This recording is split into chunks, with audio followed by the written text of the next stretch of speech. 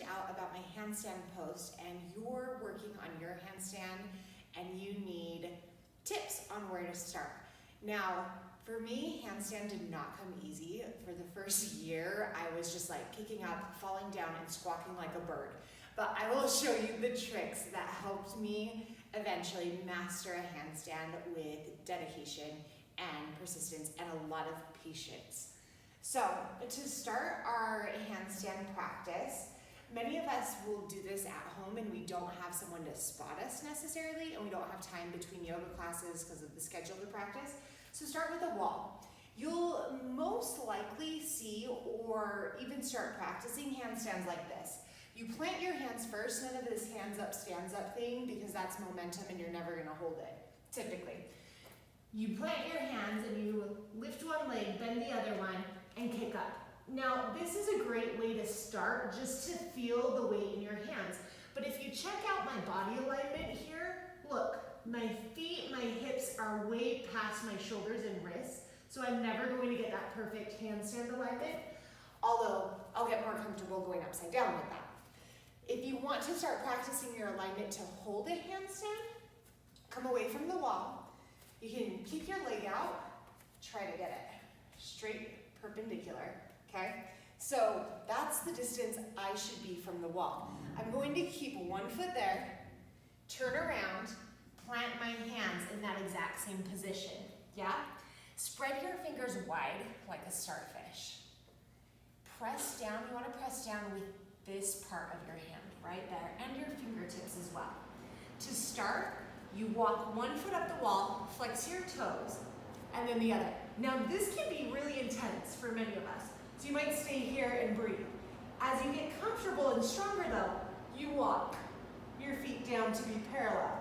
Hold, breathe, feel strong, and then maybe lift one foot off the wall and start to hot potato the other foot. Yeah? So then, once you master that, you can start to kick up without the wall. And it's the same thing. It's going to be easier to have one leg straight up and one knee bent or straight out. So there are a few ways to do this. First place, you're in your down dog. Try to get your shoulders over your wrists from the beginning or as close as you can. Lift one leg, and then you just hop. Pull the knee into the chest. Hop. Hop. Breathe. Now what you'll want to do is as soon as you get that little bit of air time, you're going to want to bring the other leg straight up. It's human nature. Pause. Breathe, get solid in your handstand, and then slowly with control lift that other leg up. So I'll show you what I mean.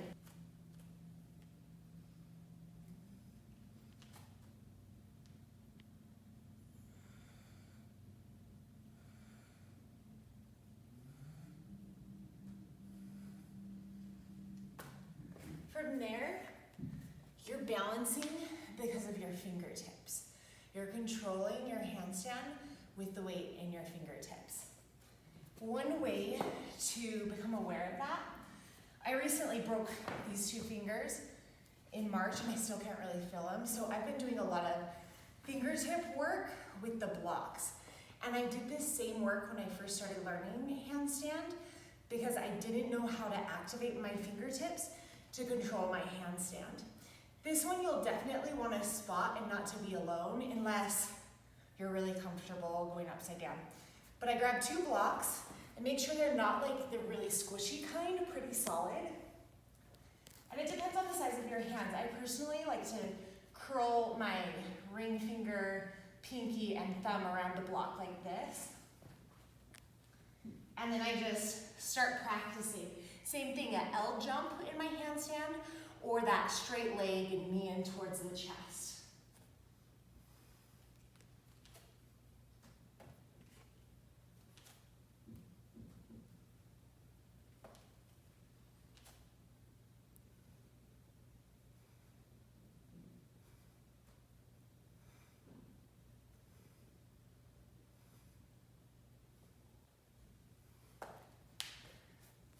And you practice. It's not going to be easy the first time, but you'll start to learn how to control the weight in your hands. What we call this, and what we are training here, is called hasta bandha, or the hand lock, to distribute your weight evenly through your hands. After handstand practice, before, you always want to take care of your wrists, take child's pose, and be patient. Some other drills you can do with 2 feet at the same time. This one's really fun, called froggy claps. So you're gonna jump up and clap your feet together in a diamond shape as many times as you can. So you start this one first, pretty low. Clap, clap, maybe a little higher. Clap, and maybe all the way up, down, and you're just, it's like that first drill, getting used to going up in a handstand. You might not hold it, but you're gonna have a lot of fun and get the feeling of weightlessness. And then another one, it's a little bit, for me it was a little scarier when I started, but it trained my body to hold a handstand tuck more than anything else, was coming to the wall, plant my hands pretty close, and try to get my tailbone to touch the wall. Bend the knees, and see how my tailbone touched before my feet? That's what you're going for. First while, you'll be like, I feel like I'm there, but I'm not there. And you're right here. So you really need to use the power of your legs, your quads. Up, and down, and up, and then down. So, leave messages if you have questions. Hope this helped. Good luck on your handstand journey.